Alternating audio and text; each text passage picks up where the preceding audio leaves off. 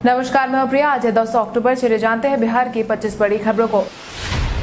Indian navy ने 12वीं BTech entry के लिए निकाले ऑनलाइन फॉर्म। इंडियन नेवी ने हाल ही में इंडियन नेवी बीटेक एंट्री के लिए ऑनलाइन फॉर्म जारी किए हैं, जिसके लिए सिर्फ अविवाहित पुरुष ही आधिकारिक वेबसाइट www.joinindiannavy.gov.in पर जाकर आवेदन भर सकते हैं। कुल मिलाकर 34 पदों के लिए निकाले गए फॉर्म को भरने की प्रक्रिया 6 अक्टूबर से शुरू हो चुकी है, जो कि 20 अक्टूबर तक जारी रहेगी। इन पदों के लिए अगर हम शैक्षणिक योग्यता की बात करें तो उम्मीदवार को किसी भी बोर्ड से वरिष्ठ माध्यमिक परीक्षा 10+2 या इसके समकक्ष परीक्षा उत्तीर्ण होना अनिवार्य होगा, जिसकी भौतिक, रसायन और गणित PCM में कम से कम 70% अंक और अंग्रेजी में 50% अंक होना अनिवार्य होगा। या फिर जो उम्मीदवार JEE मुख्य परीक्षा 2020 BE या बीटेक के लिए परीक्षा में उपस्थित हुए हैं, उन्हें JEE रैंक के आधार पर SSC साक्षात्कार के लिए बुलाया जा सकता है।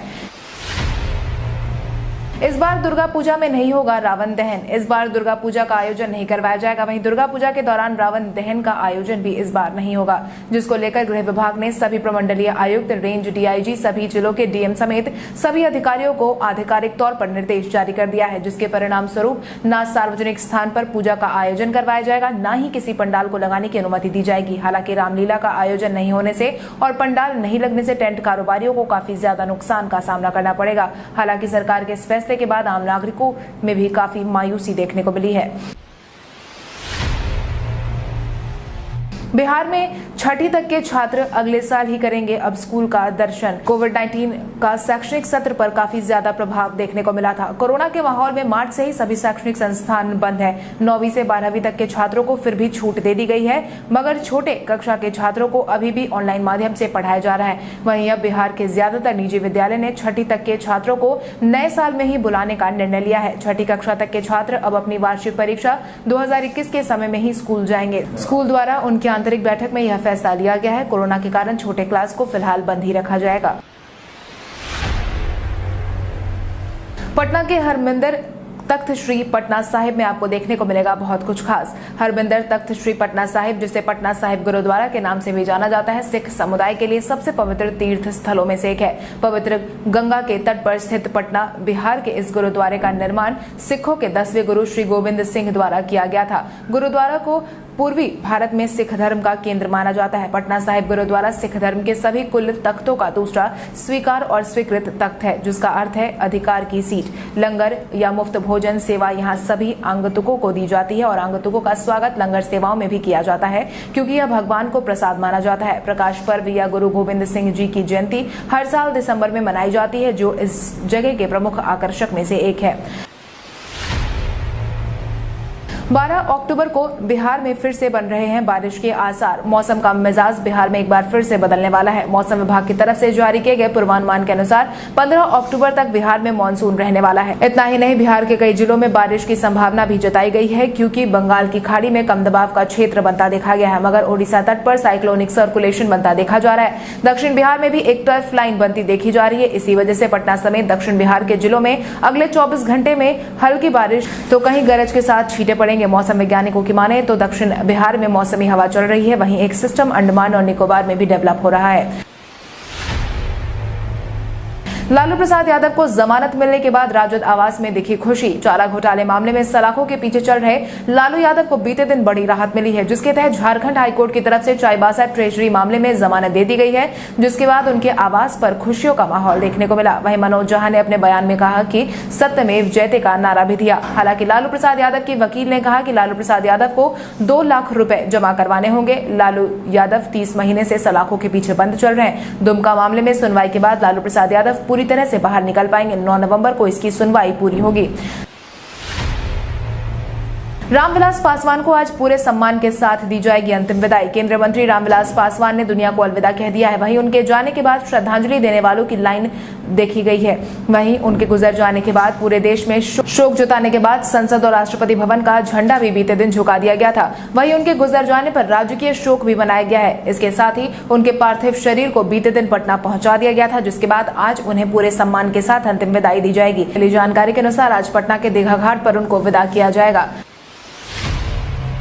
बिहार में कोरोना प्रभावितों की संख्या बढ़ी 1,93,000 के पार। बिहार में कोविड-19 प्रभावितों की संख्या लगातार बढ़ती जा रही है। स्वास्थ्य विभाग की तरफ से साझा की गई जानकारी के अनुसार बीते दिन के पिछले 24 घंटे में कुल मिलाकर 1155 मरीजों की पुष्टि की गई है, जिसके बाद प्रभावितों की संख्या बिहार में बढ़कर 1,93,826 पर पहुंच गई है। अगर हम प्रभावित जिलों की संख्या की बात करें तो अररिया में 30, अरवल में 3, औरंगाबाद में 21, बांका में 16, बेगूसराय में 6, भागलपुर में 37, भोजपुर में 18, बक्सर में 9, दरभंगा में 9, पूर्वी चंपारण में 68, गया में 43, गोपालगंज में 26, जमुई में 20, जहानाबाद में 13, कैमूर में 16, कटिहार में 70, खगड़िया में 3, किशनगंज में 28, लखीसराय में 35, मधेपुरा में 36, मधुबनी में 15, मुंगेर में 17, मुजफ्फरपुर में 71, नालंदा में 34, नवादा में 18, पटना में 234, पूर्णिया में 52, रोहतास में 23, सहरसा में 23, समस्तीपुर में 24, सारण में 25, शेखपुरा में 6, शिवहर में 5, सीतामढ़ी में 20, सिवान में 10, सुपौल में 26, वैशाली में 29, पश्चिम चंपारण में 11 मामले सामने आए हैं। आज बिहारी पहचान में हम बात करेंगे अंशा की। अंशा सिंह का जन्म 4 फरवरी 1986 को बिहार के पश्चिम चंपारण जिले में हुआ था।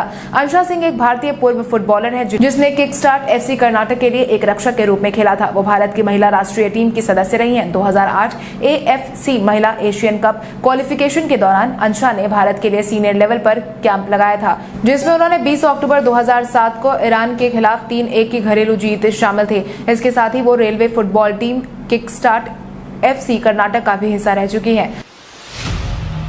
बिहार विधानसभा चुनाव के लिए 13 हेलीकॉप्टर की हुई बुकिंग। कोरोना के माहौल में इस साल विधानसभा चुनाव का आयोजन करवाया जाना है। वहीं राजनीतिक गतिविधियों के डिजिटलीकरण के कारण सभी तरह के प्रचार प्रसार ऑनलाइन माध्यम से करवाए जा रहे हैं और यही कारण है कि इस साल विधानसभा चुनाव के मद्देनजर केवल 13 हेलीकॉप्टर की बुकिंग करवाई गई है, जिनमें से अब तक महज 6 हेलीकॉप्टर ही पटना पहुंच पाए हैं। मिली जानकारी के अनुसार सबसे अधिक हेलीकॉप्टर की बुकिंग भाजपा ने की है। हालांकि अन्य पार्टियों ने भी अपने अपने प्रचार के लिए VIP और दूसरे हेलीकॉप्टर की बुकिंग कर दी है। पिछले विधानसभा चुनाव में सैकड़ों रैलियों के लिए कई हेलीकॉप्टर की बुकिंग करवाई गई थी, मगर इस बार नजारा कुछ और है।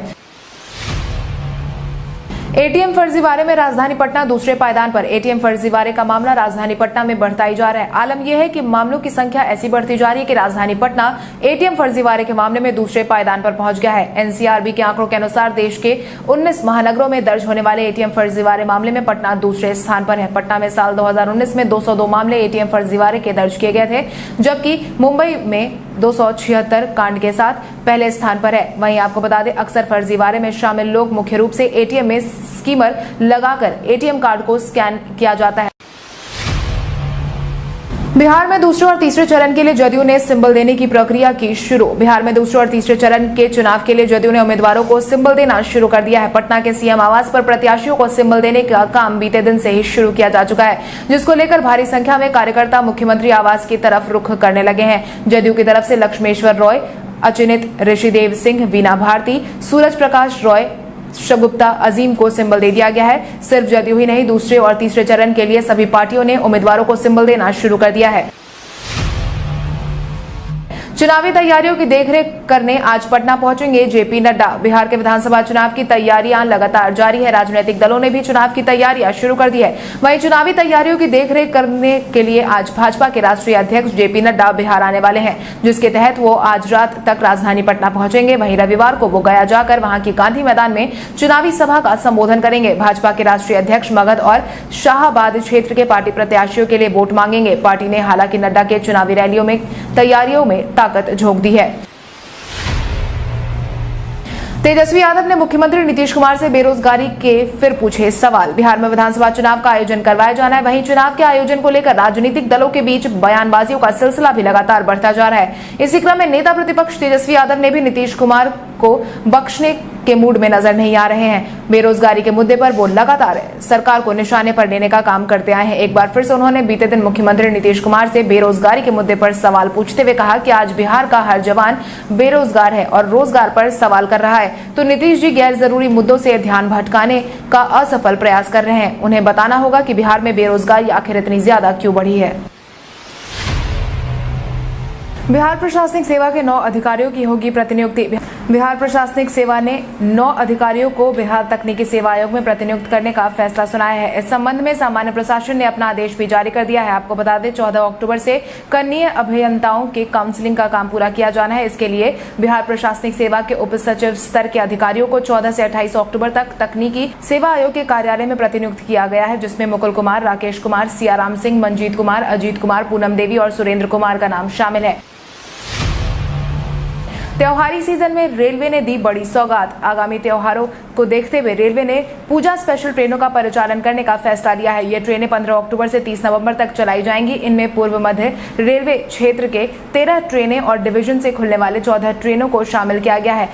इनमें उन्हीं ट्रेनों को शामिल किया गया है जिनमें ज्यादा भीड़भाड़ होने की संभावना बनती देखी जा रही है, जिसमें गाड़ी संख्या 15211 और 12 दरभंगा अमृतसर दरभंगा एक्सप्रेस, गाड़ी संख्या 15269 और 70 मुजफ्फरपुर अहमदाबाद मुजफ्फरपुर 15559 और 60 दरभंगा अहमदाबाद दरभंगा अंत्योदय, गाड़ी संख्या 15267 और 68 रक्सौल लोकमान्य तिलक अंत्योदय, गाड़ी संख्या 11034333 दरभंगा पुणे ज्ञान गंगा एक्सप्रेस 19269 70 मुजफ्फरपुर पोरबंदर एक्सप्रेस 11061 और 62 दरभंगा लोकमान्य तिलक पवन एक्सप्रेस का नाम शामिल है। चुनाव आयोग लोगों को जागरूक करने के लिए करेगा सिलेंडर का इस्तेमाल। चुनाव आयोग अब बेहद ही अनोखे अंदाज में लोगों को चुनाव के बारे में जागरूक करने की पहल शुरू करने वाला है। मतदाताओं को वोट देने के लिए जागरूक करने के लिए इस बार चुनाव आयोग ने एक अनोखी मुहिम की शुरुआत की है, जिसके तहत अब चुनाव आयोग घरेलू सिलेंडर पर मतदान की तारीख और जागरूक करने संबंधित स्लोगन या फिर स्टिकर लगाएगा। इसके साथ ही जन वितरण प्रणाली की दुकानों पर भी मतदान करने को लेकर स्लोगन अंकित करवाया जाएगा, जिसकी जिम्मेदारी सभी जिलों के जिलाधिकारियों को सौंप दी गई है। इस बार भाड़े की बाइक पर भी लगेगी चुनावी ड्यूटी। बिहार विधानसभा चुनाव में इस बार बाइक से भी ड्यूटी की जाएगी, जिसके लिए परिवहन विभाग ने 110 बाइक को चुनावी ड्यूटी के लिए भाड़े पर लेने का निर्णय लिया है, जिसका हर दिन का किराया लगभग 250 रुपए तय किया जाएगा। इसके लिए बाइक किराए पर लेने की प्रक्रिया शुरू कर दी गई है। इसके साथ ही 4000 कई अन्य गाड़ियों को भी किराए पर लिया जाएगा। इस काम के लिए फिलहाल 150 गाड़ियों को अधिग्रहित किया गया है। ईवीएम पहुंचाने के लिए ट्रैक किराए पर लिया जाएगा। इसके साथ ही जिला परिवहन पदाधिकारियों ने 3500 गाड़ी मालिक को नोटिस भेजने का फैसला लिया है।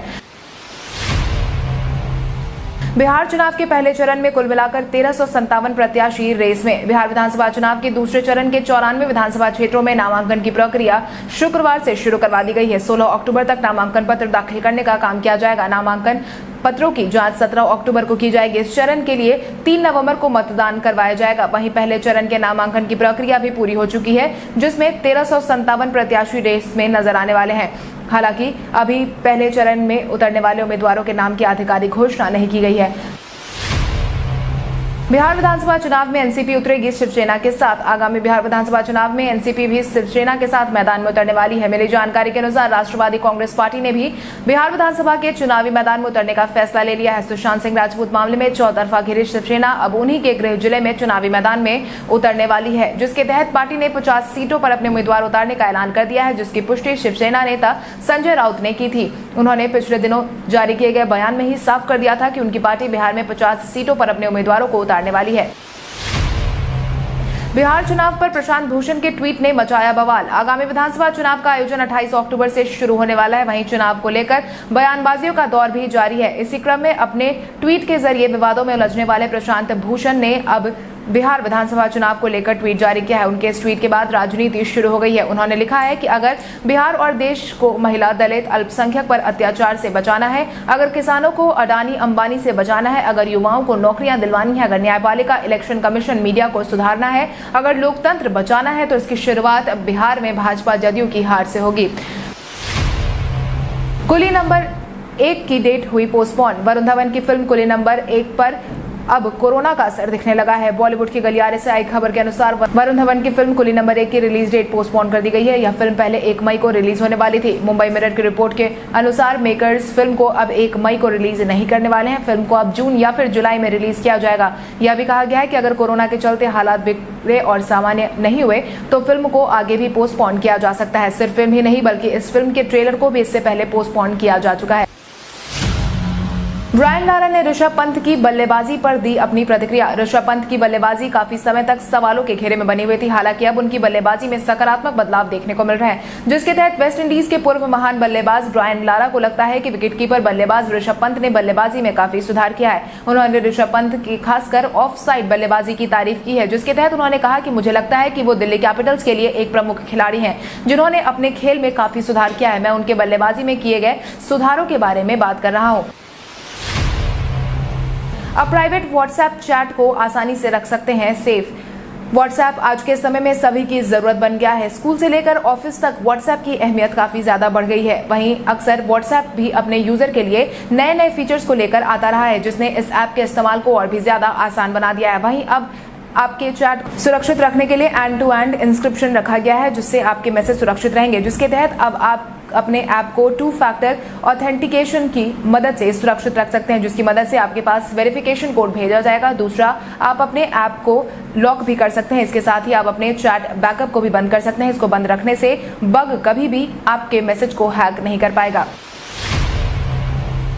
अब आइए जानते हैं सराफा बाजार और पेट्रोल डीजल के क्या थे भाव। अगर हम सराफा बाजार की बात करें तो सोने का भाव 9 अक्टूबर को 22 कैरेट के लिए प्रति 10 ग्राम 49,500 रुपए था। वहीं 24 कैरेट के लिए प्रति 10 ग्राम 50,500 रुपए था। वहीं अगर हम चांदी की बात करें तो चांदी का भाव प्रति किलो 61,400 रुपए था। इसके अलावा राजधानी पटना में पेट्रोल की कीमत 83.80 रुपए प्रति लीटर थी। वहीं डीजल 76.10 रुपए प्रति लीटर था।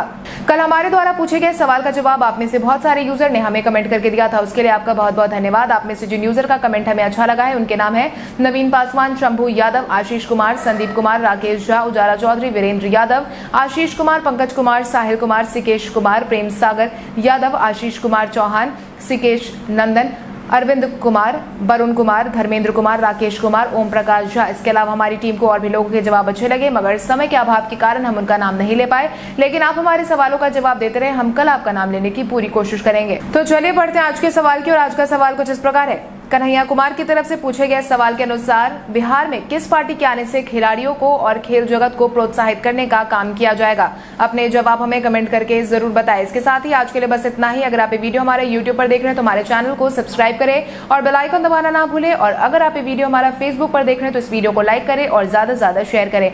धन्यवाद।